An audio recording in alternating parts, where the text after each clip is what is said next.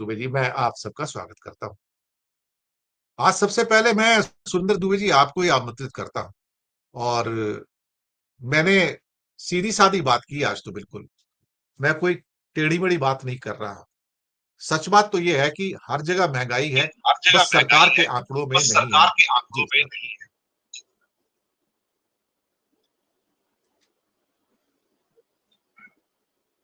देखिए दिनेश जी, दुबे जी। दुबे जी, हाँ, आपने कहा मैं सीधी सादी बात करता हूँ, लेकिन मैं टेढ़ी मेढ़ी बात करता हूँ और फिर टेढ़े मेढ़े से सीधे क्यों जाता हूँ।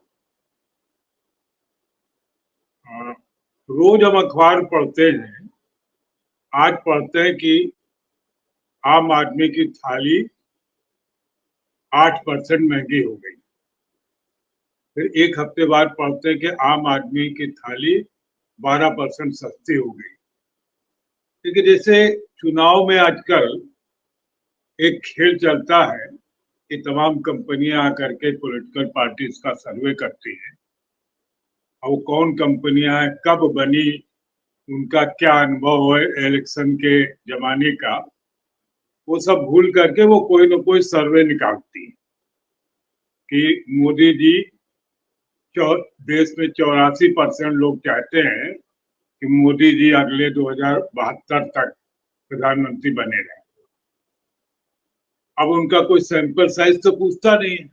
जो सैंपल का साइज पूछेंगे तो हो सकता है 72 लोगों पर ही सर्वे वो कर रहे हो, क्योंकि उनको इसकी कोई जरूरत नहीं, कहीं उनको क्रेडिबिलिटी शो नहीं करनी।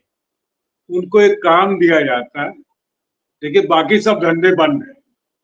झूठ बोलना, गलत आंकड़े पेश करना, गलत नैरेटिव बनाना, यही एक धंधा इस देश से बहुत तेजी से चल रहा है।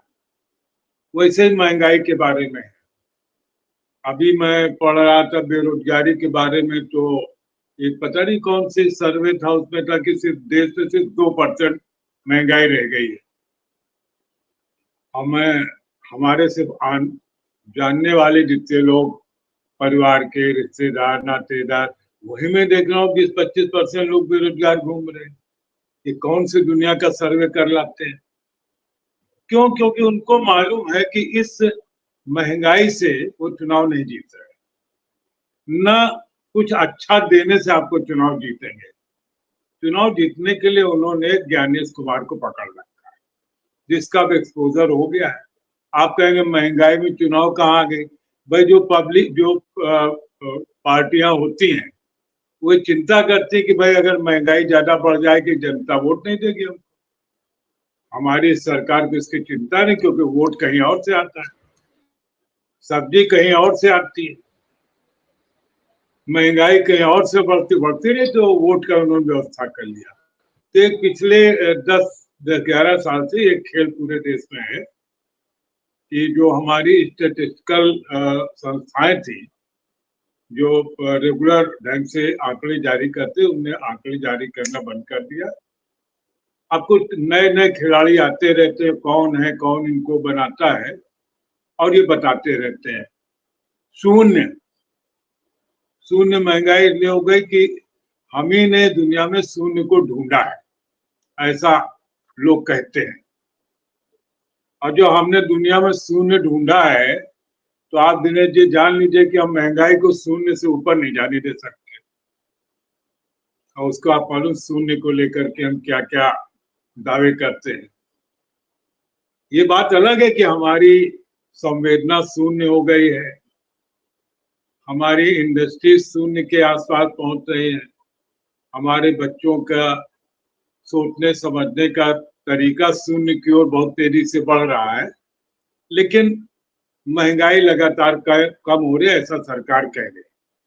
देखिए मैं बहुत दूसरों को नहीं जानता हूँ, मैं जो सामान रोज मंगाता हूँ, तो जैसे ऑनलाइन जो सामान है मैं ही मंगाता हूँ रेगुलर, और सामान भी निर्धारित रहता है, उसी को फिर दोबारा टिक कर देता हूँ, तो हर बार वो 10% कम से कम बढ़ा होता है। तो भाई कहाँ किस दुकान में सस्ता मिल रहा है, अगर आपको पता चल रहा है, हो सकता है आपके कांटेक्ट अच्छे हैं, आप इंडियन रेवेन्यू सर्विसेज के आदमी हैं, मुंबई में रहते हैं, बड़े बड़े लोगों की नगरी में रहते हैं, हम तो छोटे लखनऊ में रहते हैं, अगर वहां सामान सस्ता सस्ता मिलता हो हमको कोई नंबर दे दिए करिएगा तो हम वहीं से सीधे मंगा ले, ऑनलाइन ही मंगाना है। लेकिन है, मिल रहा है। अच्छा, जो बता रहे हैं उनको कोई दिक्कत नहीं है, उनके लड़के बच्चे सब व्यवस्था, कोई कोई E20 करके माल पीटने में लगा है, किसी का बेटा क्रिकेट में माल पीटने में लगा, वो बाप को छोड़ दो, बाप तो जो कर ही रहे। और इस तरह वो एक हरिश्चंद्र का नाटक था, अंधेर नगरी चौपट राजा, टका शेर भाजी टका शेर खाजा। तभी लेकर टका ही शेर था। जिस शून्य की आज आप चर्चा कर रहे हैं कि महंगाई शून्य हो गई, उस जमाने में भी जब भारतीय हरिश्चंद्र ने नाटक लिखा तो उसको जो गीत था वो यही था, अंधेर नगरी चौपट राजा, टका शेर भाजी टका शेर खाजा। तो आज भी वही हो रहा है। और मुझे लगता है कि ये हम सब लोगों के साथ एक, जिसको कहावत है कि मारे जबरा मारे और रोवे न दे। हम अपना खर्चा नहीं चला पा रहे हैं, लेकिन सरकार कह रही कि नहीं, हम तुमको इतना सस्ता दे रहे हैं, अब इससे सस्ते की हमसे उम्मीद मत कर।